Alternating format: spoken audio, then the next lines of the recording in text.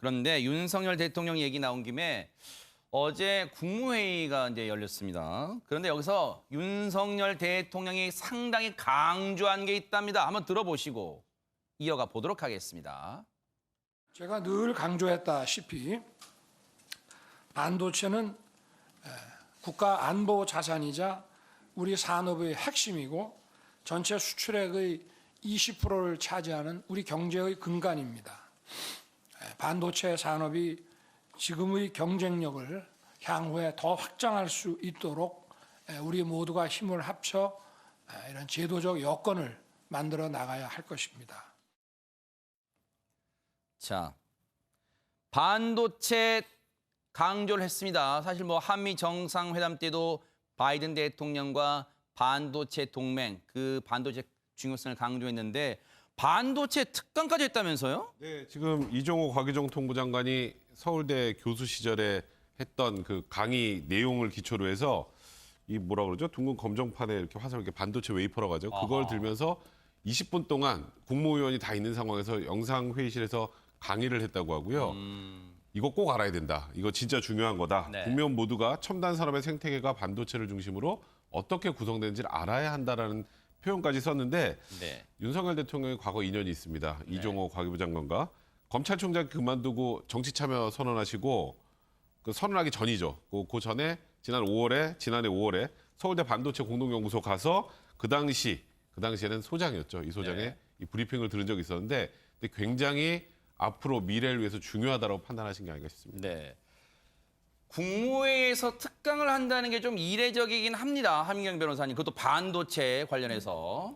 공부하는 거 되게 강조하고 되게 좋아하는 것 같은데요. 윤석열 대통령 얘기한 게 이번에 이제 회의를 사실은 원래 1시간 정도를 예상을 했는데 활발하게 토론이 진행되면서 네. 2시간 정도 이제 가까이 진행이 됐다라고 하는데요.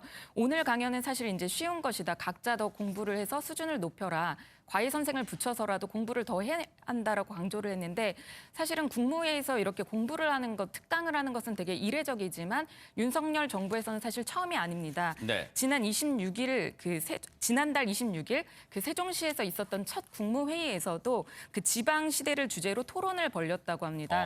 그렇기 때문에 이제 윤석열 대통령이 이끌어가는 이런 국무회의는 조금 변화된 모습으로 가지 않겠느냐 이렇게 좀 기대에 찬 목소리들이 많이 나오고 있는데 네. 당면 현안을 주제로 자유 토론을 하고 이제 문제를 또 이제 얘기를 하고 이런 식의 이제 브레인스토밍하는 방식으로 국무회의를 진행하고 있다고 합니다. 네. 근데 이 반도체를 강조한 게 예전에 여러분 기억나실 것 같아요. 바이든 대통령도 이 웨이퍼를 막 들면서 강조했던 거 있잖아요. 그 장면도 한번 보시고 이어가 보도록 하겠습니다. Like the one I have here, these chips, these wafers, are batteries, broadband, it's all infrastructure. This is infrastructure. And by uniting our skills and our technological know-how, it allows the production of chips that are critical to both our countries and are essential sectors of our. 네.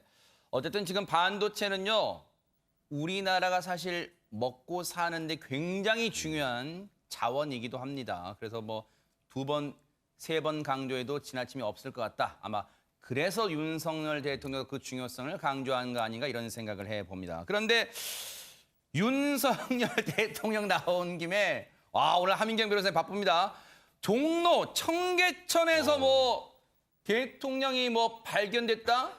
그럼 목격담이 나오고 있다. 이게 대체 뭐 하는 거예요? 아니 용산에서 있지 않고요. 왜 그런 겁니까? 오늘 그 최상목 경제수석의 생일이어서 이제 종로의 피자집에서 이제 번개 오찬을 사실 한 것입니다. 그래서 거기 이제 주변 사람들이 이렇게 어떻게 된 거냐 이렇게 사진 찍어서 SNS에 올려가지고 화제가 되기도 했는데요. 오늘 피자집인가 봐요, 진짜. 네, 맞습니다. 이렇게 사실 소탈한 행보로 계속 이렇게 좀 어떻게 보면 국민들이랑 같이 이렇게 친해지려고 하는 네. 그런 부분으로 조금 이해를 해주셨으면 좋겠습니다. 네.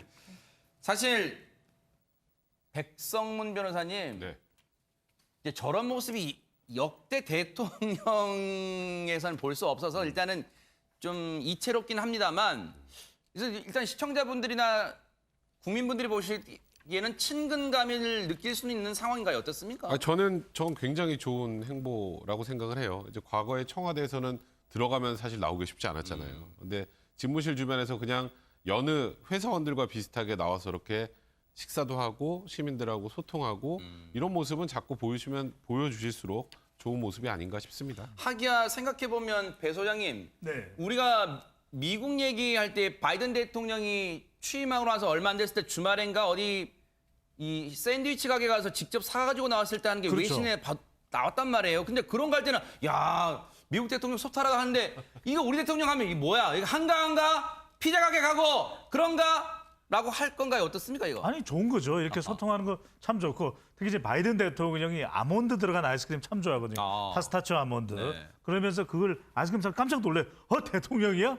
실화야? 그런데 이게 참 좋은 모습인데 저는 이렇게 나갔을 때 윤석열 대통령이 우리 일반 국민들과도 좀 이야기를 나누면 좋겠어요. 요즘 물가가 참 많이 올랐다는데 어떠냐? 상황은 어떠세요? 이런 것도 조금 그러니까 이런 주위에 참모들하고 식사하는 것도 좋은데 가끔 우리 일반 국민들에게도 어려움을 좀 묻고 하면 더 소통이 잘 될 걸로 봅니다. 네. 모르긴 몰라도 그냥 용산 집무실에서 피자를 배달시켜서 먹을 수도 있지만 배 소장님 말씀처럼 직접 가게 가서 몸으로 물론 또 이렇게 비판할 수도 있다. 아니 뭐 간다고 뭐 얼마나 피부로 경제 상황이 느껴져 하시겠지만 가게 사장님하고 또 이런저런 얘기를 하다 보면 물가가 정말 문제라는 걸 피부로 느끼지 않았을까 하는 생각도 감히 해봅니다.